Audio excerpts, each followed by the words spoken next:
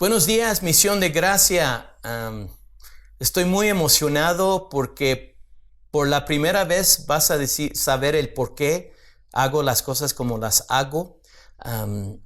Yo creo que algunas personas ya están locas de estar escuchando esto, pero Dios lo ha puesto en mi corazón y comencé con un grupo de oración, después con los hombres, y ahora quiero que toda la iglesia entienda una manera cómo recibir revelación con Dios.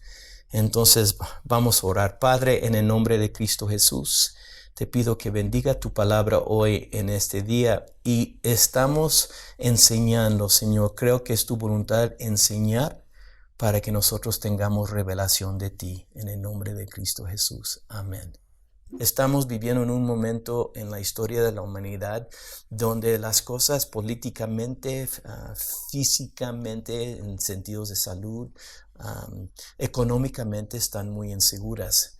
Entonces, yo lo que creo que obvio para mí, y espero que yo pueda convencerte dando mi argumento, que lo que necesitamos hoy en este día es revelación de Dios. Entonces voy a embarcar nuestra plática de este día en Mateo capítulo 16, comenzando en versículo 13 a versículo 20. Y de ahí te voy a enseñar cómo yo aplico los principios que estamos viendo en este texto, que es muy famoso, muy conocido, es uno de mis favoritos en el Nuevo Testamento. Mateo capítulo 16, versículo 13. Y dice la palabra de Dios: viniendo Jesús a la región de Cesarea de Filipo, preguntó a sus discípulos diciendo: ¿quién dicen los hombres que es el Hijo del Hombre? Ellos dijeron: unos Juan el Bautista, otros Elías, otros Jeremías o alguno de los profetas. Y él les dijo: ¿y vosotros quién dices que soy yo? Respondiendo Simón Pedro dijo: tú eres el Cristo, el Hijo del Dios viviente. Entonces le respondió Jesús: bienaventurado eres Simón, hijo de Jonás, porque no te lo reveló carne ni sangre, sino mi Padre que está en los cielos. Yo también te digo que tú eres Pedro, y sobre esta roca edificará mi iglesia, y las puertas del Hades no prevalecerán contra ella. Y a ti te dará las llaves del reino de los cielos, y todo lo que ataras en la tierra será atado en los cielos, y todo lo que desataras en la tierra será desatado en los cielos. Entonces mandó a sus discípulos que a nadie dijesen que él era Jesús el Cristo. Padre, bendiga tu palabra en el nombre del Señor Jesucristo. Amén. Yo creo con todo mi corazón que una de las sendas, una de las puertas, uno de los caminos para llegar a la revelación es con preguntas. Yo creo que precisamente los coaches, los consejeros, los terapeutas, cuando ellos están ministrando, lo hacen por el camino de las preguntas, porque hay algo de una pregunta poderosa que genera revelación. Cuando un consejero está platicando y preguntándole al cliente diferentes cosas del asunto, de la inquietud, la angustia, cualquier sea el problema, por preguntas comienza a surtar revelaciones. Uno comienza a ver cuál es el problemática. Entonces yo creo que el Señor es el coach divino. Él es lindo, y por unas preguntas Él genera revelación, porque las preguntas lo que hace es te enfoca y te hace entrar en una reflexión muy profunda. Entonces aquí lo estamos viendo que por unas preguntas generan una revelación donde el Padre puede hablarle a Pedro. Y es basado en las preguntas que el Señor Jesucristo está haciendo, que comienzan pero reflexionar profundamente, rigurosamente, y llega a una conclusión donde el Padre puede inyectar revelación a su alma y mente. Mire, así pasa. Viniendo Jesús a la región de Cesarea de Filipo, preguntó a sus discípulos diciendo: ¿quién dice los hombres que es el Hijo del Hombre? La primera cosa es que Él los lleva a una región donde hay mucha idolatría.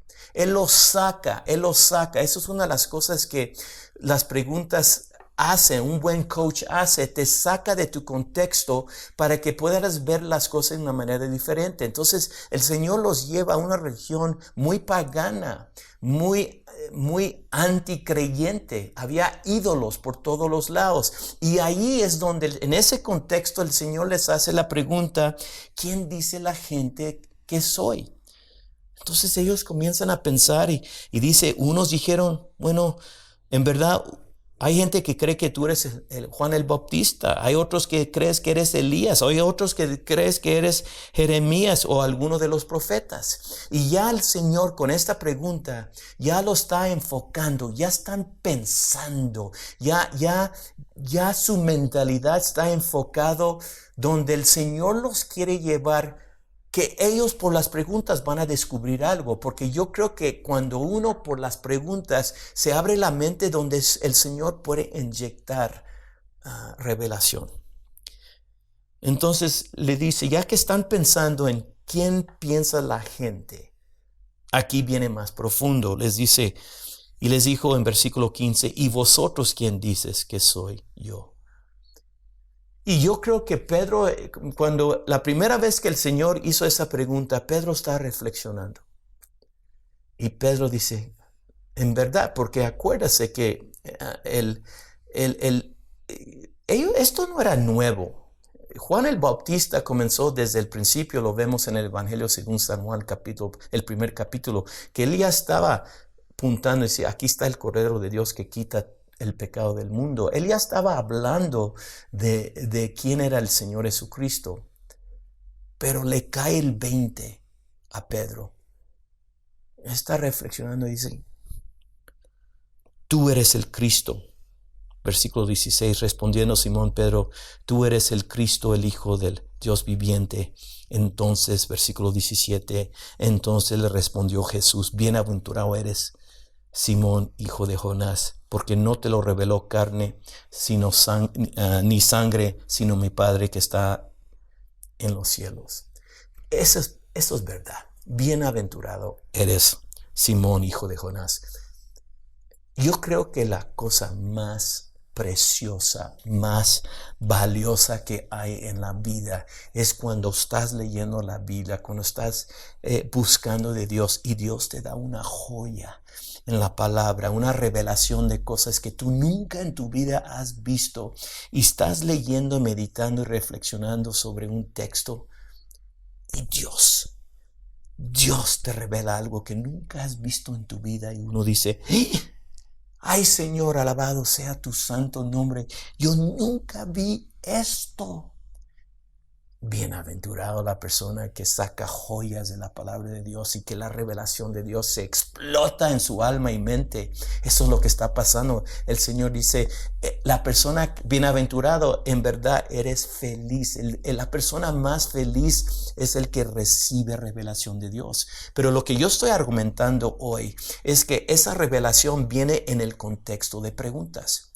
Y hay 4 ventajas. Cuando Dios revela algo a tu alma, hay 4 cosas que pasan. Siempre.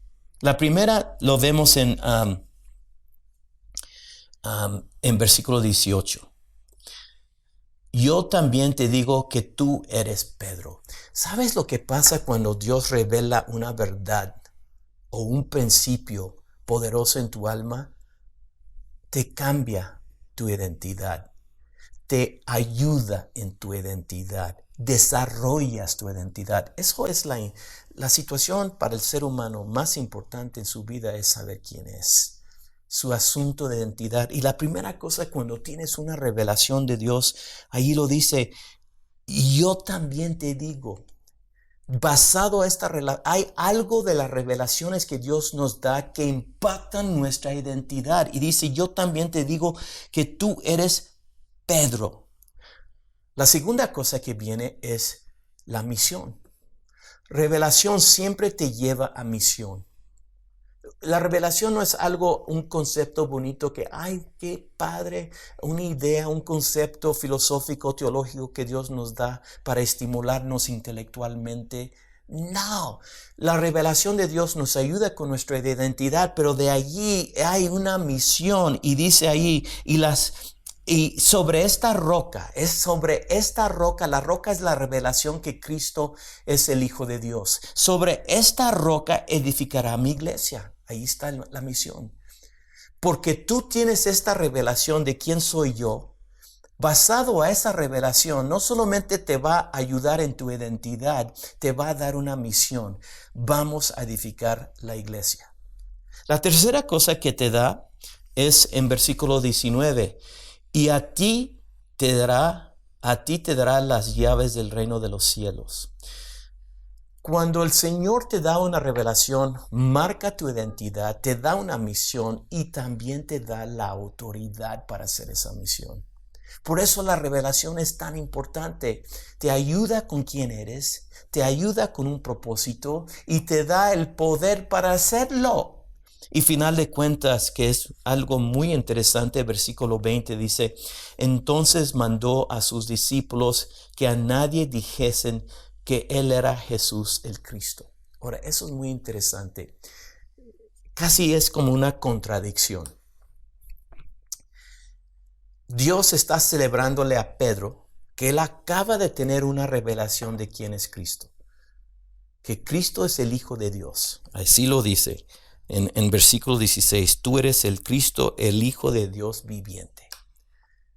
Y Dios en el Señor Cristo, el Señor Jesucristo, está celebrando esa revelación. Y esa celebración genera tantas cosas increíbles: identidad, misión y autoridad. Pero después viene con estas limitaciones. Pero no quiero que le digas a nadie. ¿Por qué? ¿Sabes que hay una responsabilidad que Dios nos pide cuando nos da revelación? Cuando Dios revela algo, Él quiere que seamos muy cuidadosos y responsables con esa revelación. Ahí es donde yo creo que mucha gente no tiene revelación porque no tienen la madurez para saber cómo manejar cuando Dios te da algo muy importante. La primera cosa es que comenzamos a gritarlo y queremos impresionar y lucir porque Dios nos ha dado una revelación mal. Eso no es lo que el Señor. Dios es un Dios estratégico y hay razones por lo cual Él nos da revelación, ayudarnos en nuestra identidad, darnos una misión y darnos autoridad, pero quiere que lo haga con responsabilidad. Él lo que está diciendo aquí, ya están aprendiendo. Ya le estás cayendo, te está cayendo el 20. Ya estás aprendiendo. Ya el Espíritu Santo te está iluminando. Pero ojo, todavía no quiero que andes corriendo la voz y hablando porque todavía no tienes suficiente revelación para que en verdad predique o interprete o hable por mí. El Señor sabía que ellos todavía no estaban listos, que la revelación que Dios le había dado es todavía nuevecito, tiernito. Y Él quiere más y más. Él quiere disciplinarnos, Él quiere madurarnos, Él quiere ayudarnos a crecer en esa revelación. Pero lo que hace esa revelación nos ayuda con nuestra identidad, comienza a enseñarnos cuál es la misión que tenemos y que hay autoridad para hacerlo. Pero tenemos que ser, si hay algo que quiero que entiendan, hay una responsabilidad muy gigante cuando estamos hablando de la revelación. Ahora, todo esto es donde yo voy a fundamentar lo que yo les voy a ofrecer ahora. Yo creo que hay 4 preguntas que uno se tiene que hacer en la vida, en el ministerio, especialmente cuando las cosas están un poco confusas, cuando las cosas están nubladas. Y es, ¿por qué hago las cosas que hago? Número 1, ¿por qué hago lo que hago? 2, ¿cómo las voy a hacer? ¿Cómo las voy a hacer? Tercero, ¿con quién las hago? ¿Con quién las hago? Y cuarto, ¿y cuándo lo hago? Porque también aquí estamos viendo, aún en este texto que acabamos de ver, hay un cuándo, hay un tiempo.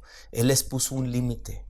Todavía no ande diciendo, lo dice aquí en versículo 20, entonces mandó, aquí están los discípulos, y les mandó a sus discípulos que nadie dijesen que él era Jesús, el Cristo, en ese momento. No era el tiempo adecuado. Entonces, en momentos cuando una persona, las cosas están nubladas, las cosas están confusas, tienes que fundamentar otra vez y llegar a preguntarte, y esta conversación la tienes con el Señor. Es una reflexión profunda, estás indagando, lo estás compartiendo el Señor y en verdad te estás preguntando, ¿por qué hago lo que hago? ¿Por qué estoy haciendo? Especialmente, mire, te voy a decir algo de las crisis. Esto es lo más lindo de las crisis y no perdices tus crisis. De las crisis siempre viene definición. De las crisis las cosas se ponen bien claras para ti. Acuérdense, mucha gente dice, yo tengo muchas personas que conozco que un día fueron ricos y cuando ya pierden todo su dinero, dice, ahora ya sé cuáles son mis buenos amigos. Ahora sí sé quién es mi amigo. Porque de la crisis viene definición. Es una de las cosas que les he enseñado a mis hijos. Mire, no le tengan miedo tanto a las crisis. Va a definir la realidad para ti. Entonces, cuando estás en esa situación, lo que tienes que pensar es, ok, ¿por qué hago lo que hago? Porque estás apretado, eres responsable. Si eres un pastor, pastora, líder en tu iglesia, tienes cargo de almas, de gente, de seres humanos delante que están dependiendo de ti. Tienes que saber por qué haces lo que haces. Y ya cuando ya te revela Dios, cuando indagas, es porque ahí está en tu alma. Y algunas veces cuando yo he estado en esa conversación, mi por qué me da vergüenza y el Señor me lo revela. Y Él penetra hasta lo más profundo donde tú en verdad llegas a entender por qué en verdad hace lo que hace. Y ya cuando sabes tu por qué, bueno, ahora ¿cómo lo hago? ¿Cómo lo hago? Y después de eso, nada se puede hacer sin un equipo. No puedes hacer nada en esta vida solo.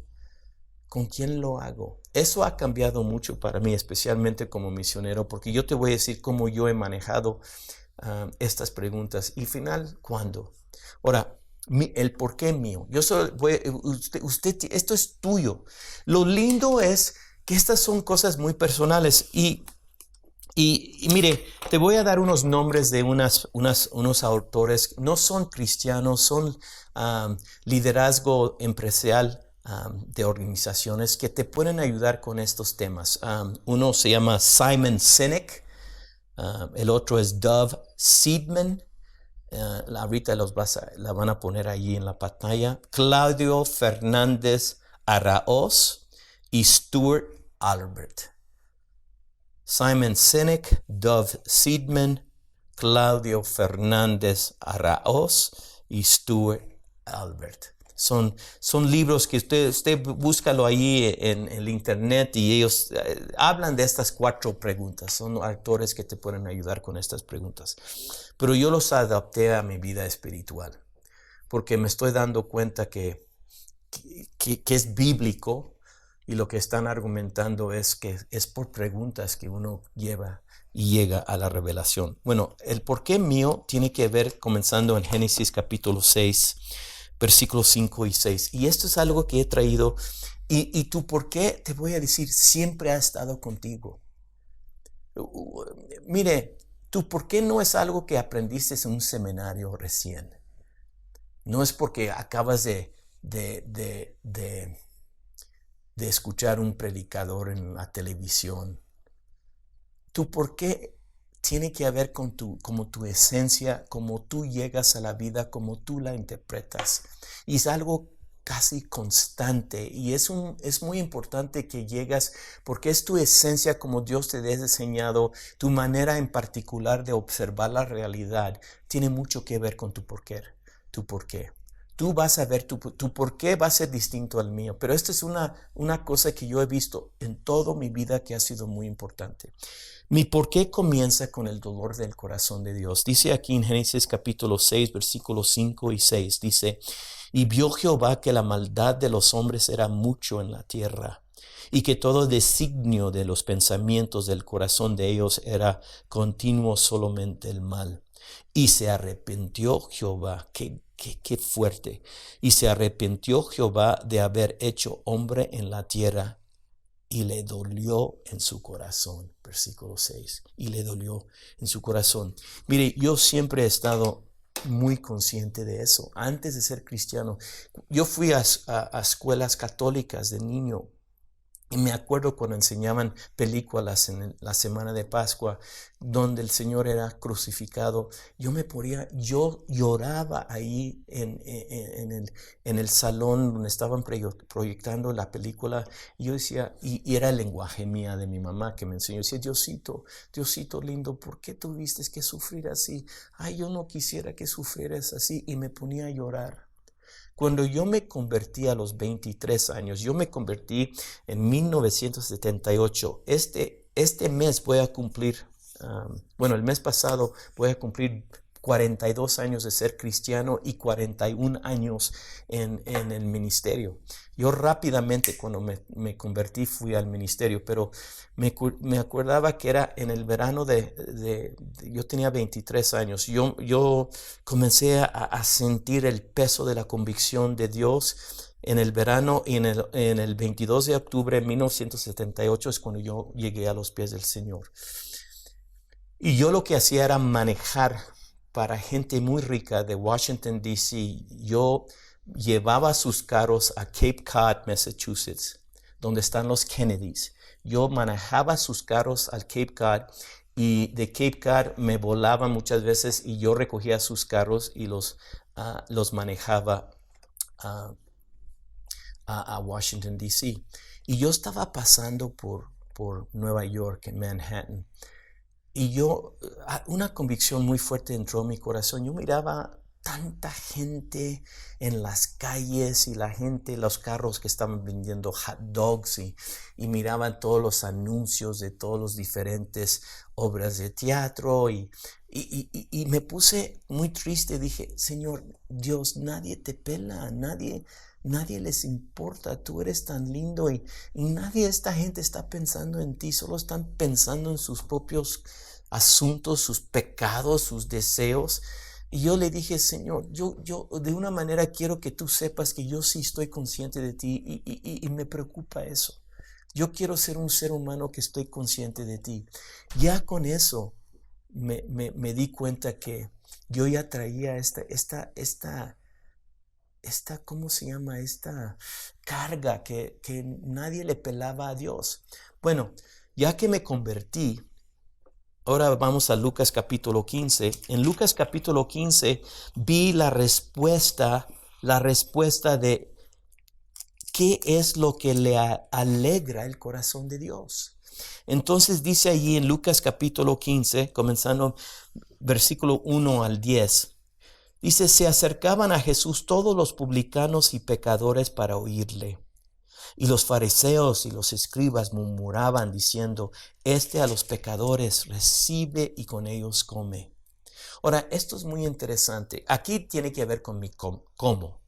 Pero mire, aquí los escribas y los fariseos están murmurando, están criticando al Señor porque ellos saben, ellos están molestos porque su acusación del Señor es recibe y come con pecadores. Ahora, lo que uno a lo mejor lo sabes o no lo sabes, pero esa palabra recibir es una palabra técnica. En el mundo Medio Oriente antiguo, la cosa más sagrada era compartir tu mesa con una persona. Y cuando dice que recibe, casi están acusando que Dios o ha organizado o Él ha pagado para una cena, una comida, y Él está recibiendo los invitados. Y lo que se hacía en ese tiempo, el Señor levanta la copa de vino y Él hace un brindis para las personas que han llegado a su mesa, que han llegado a su cena, que han llegado a su comida. Y Él está diciendo, me siento tan honrado que estés aquí. Y entonces Él comienza a compartir la mesa con personas que son publicanos y pecadores. Y los hombres religiosos no pueden soportar esto, no lo pueden soportar y están murmurando contra él. Entonces dice, comenzando en versículo 3, entonces él les refirió esta parábola singular diciendo, pero es una parábola que tiene tres movimientos, porque es una parábola que él quiere insistir en la verdad, lo que les va a enseñar. Y lo que vamos a ver es una frase ahí que se repite una y otra vez. Entonces, solo voy a ver los primeros dos. Y dice allí, entonces él les refirió esta parábola diciendo, ¿qué hombre de vosotros teniendo 100 ovejas se pierde una de ellas y no deja la 99 en el desierto? Y va tras las que se perdió hasta encontrarla. Y cuando la encuentra, la pone sobre sus hombros gozoso. Y al llegar a casa reúne a sus amigos y vecinos diciéndoles, gozaos conmigo porque he encontrado mi oveja que se había perdido. Os digo que sí, así habrá más gozo en el cielo por un pecador que se arrepiente que por 99 justos que no necesitan de arrepentimiento. Versículo 8, ¿o qué mujer que tiene 10 dracmas se pierde una dracma y no enciende la lámpara y barre la casa y busca con diligencia hasta encontrarla? Y cuando la encuentra, reúne a sus amigas, vecinos, diciendo, gozaos conmigo porque he encontrado la dracma que había perdido. Así os digo que hay gozo delante de los ángeles de Dios por un pecador que se arrepiente.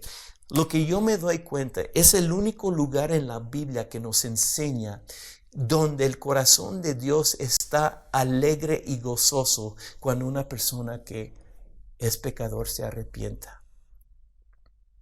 Y llegó un día muy temprano en mí, yo tengo 42 años de ser cristiano, pero yo te digo, en el primer año de mi vida cristiana, a lo mejor el primer año y medio de mi vida, yo leí este texto y yo me di cuenta, ay caray, lo que le hace contento el corazón de Dios es que una persona llegue a sus pies.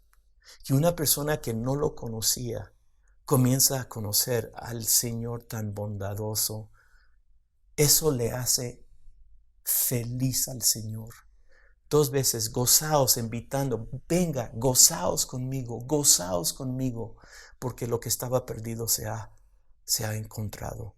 Y eso es mi porqué. Yo vivo solo, mire, por eso yo creo que he durado tantos años en el ministerio. Por eso yo no he sostenido mi vida espiritual, porque la única cosa que en verdad me mueve es que yo vivo para que el corazón de Dios sea contento. Y lo que yo veo en Lucas capítulo 15 es que Dios es feliz si hay algo que le trae gozo. Dice gozo delante de los ángeles de Dios. No quiere decir que muchos dicen, ay, los ángeles del Señor, de los cielos están en fiesta. No, los ángeles no entienden esta gran salvación. Lo dice en 1 de Pedro. Ellos quieren entender esta salvación que Dios ofrece al ser humano. Ellos no entienden cómo Dios puede amar a una gente tan rebelde, una gente que está totalmente viviendo para ser sus propios dioses. Los ángeles que están delante del Señor aprecian el valor, la belleza de quién es Dios y no entienden cómo Dios puede amar a gente que no valorean lo precioso de quién es Él. Pero Dios le da felicidad. Eso lo motiva y esa es mi motivación. Entonces, mire, yo te voy a decir una cosa. Vivimos en tiempos difíciles y yo a lo mejor, la única cosa que yo sé que esto era el mensaje que se estaba predicando en unos tiempos tan difíciles en la historia de la humanidad. Créame que la mayoría del mundo era esclavizado, eran esclavos. El imperio romano era salvaje y severo y con un poder absoluto. Tenía el pie sobre el cuello de todas las naciones. Había racismo. La gente odiaba la raza judía. Había injusticia. Había enfermedad. La gente lepra. Sabes, nosotros con el COVID, pero en ese tiempo por todo el mundo, y era algo horrible. La gente económicamente estaba pisoteado, por eso odiaban los publicanos, porque ellos compraban el derecho para pedir impuestos, le pagaba la cuota que pedía Roma, entonces ellos podían pedir más. No había nada de justicia, era en verdad tiempos horribles, y aquí es cuando el Señor viene y la revelación es que es Cristo, el Hijo del Dios viviente. Y yo ministro, es la única esperanza. Mire, yo no sé qué va a pasar en el futuro. Yo en verdad no soy un mago, yo no soy un profeta, yo soy un pastor misionero. Y la única cosa que yo sé es que algo pasa en la vida de una persona cuando tiene un encuentro de Dios y comienza a caminar con Él. Algo pasa que su manera de interpretar la vida, la manera como vivirla cambia. Hay una esperanza, no importa qué tan feas son las circunstancias. Hay algo, como dice en Mateo capítulo 16, que nosotros somos la iglesia, que nos podemos ministrar unos a los otros, nosotros nos podemos apoyar. Hay algo lindo y bello que pasa cuando una persona tiene un encuentro con el Señor. Y lo más lindo es que recibe la vida eterna, que esta vida con todos sus problemas no es lo último. Lo último es que vamos a estar reinando con Dios por toda la eternidad.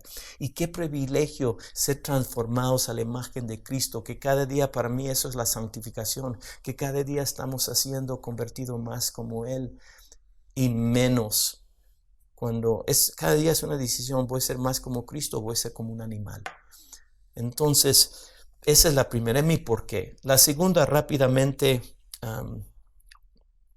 es ahí lo encuentro, capítulo 15, versículo 1 y 2. Se acercaban a Jesús todos los publicanos y pecadores para oírlo, y los fariseos, los escribas murmuraban diciendo, esto a los pecadores recibe y con ellos come. Ahí es mi porqué, a mí cómo. La misión, te voy a decir, mi misión es, misión de gracia existe para crear ambientes donde personas puedan arriesgar a conocer al Señor Jesucristo y crecer en su gracia. Yo quiero, igual como el Señor, la gente se golpeaba. Si vas a Lucas capítulo 5, la gente se golpeaba, se daban codazos para escucharlo. Él practicaba la ley de atracción antes que era famoso. Había algo tan atractivo, la manera, su calidad de vida, la manera como él trataba a la gente, el ambiente que él creaba cuando la gente estaba cerca de él, que la gente quería conocer a Dios. Mi cómo es crear ambientes.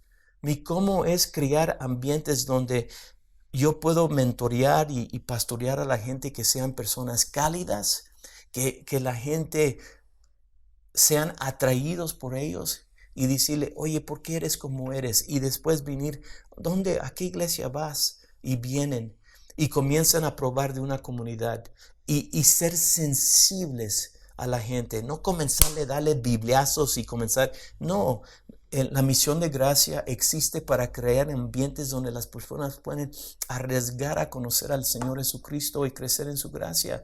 Es un riesgo conocer al Señor. Mire, cuando yo me convertí era un riesgo. Yo no sabía qué esperaba de ser cristiano. Yo no sabía qué cambios Dios iba a pedir por mí. Yo no sabía si me iban a rechazar mi familia, mis amigos. Yo no sabía qué precio iba a tener que pagar para ser cristiano. Yo ni entendía la vida y la manera como vivir como cristiano. Para mí era un riesgo, pero ¿sabes qué?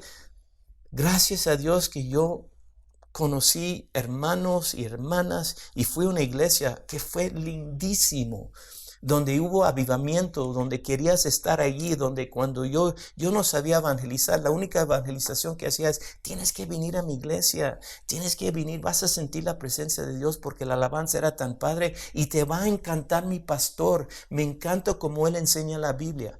Eso es lo que estoy tratando de hacer, ese es mi cómo. crear un ambiente tan padre donde la gente entra y pueden arriesgar a acercarse al Señor Jesucristo. ¿Con quién? Bueno, como misionero te voy a decir una cosa. He aprendido, porque soy misionero, yo siempre apoyaba a gente con el llamado. Eso es lo que buscaba, gente como llamado. Más bien apoyaba a gente que me caía mal, no los podía tragar, pero porque tienen un llamado, yo creía que eso es sagrado.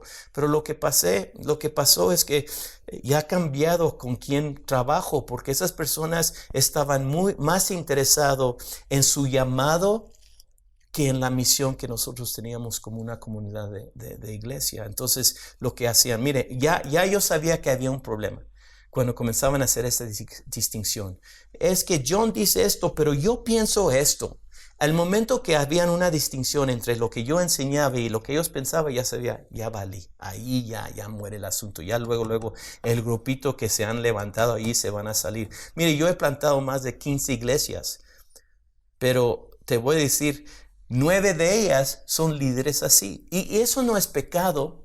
Eso no es pecado, pero son personas que estaban más comprometidos a su ministerio, a su llamado, que está bien, pero utilizaban la iglesia para comenzarlo y se llevaban su grupito. Y desgraciadamente las iglesias así que se quedan chiquitas, porque no es una misión de alcanzar, es una, pues yo tengo algo mejor que el pastor, y se llevan y levantar una iglesia así para mí no es algo muy edificante. Pero ahora yo hago la distinción. Mire, no me importaba tanto, sí me dolía, porque en una manera era como un rechazo, pero me di cuenta que no era sano para la iglesia. Generaba muchas inquietudes. Comenzaban a pensar, oye, ¿qué está pasando? El diablo se está metiendo. Y eso me dolía, la manera como disturbaba la emocionalidad de la iglesia. Entonces ahora, ¿con quién trabajo? Personas que están bien comprometidos a la misión de gracia, a la propuesta de lo que somos, la manera como queremos convivir, la manera como vemos a Dios. Están comprometidos. Son personas que dicen, yo no quiero ir a otra iglesia. Están dispuestos a plantar una iglesia que tiene nuestro sabor, que tiene nuestro ADN, pero ellos no quieren dejar el movimiento de misión de gracia. Y cuando, bueno, hermanos, para mí eso es algo soberano.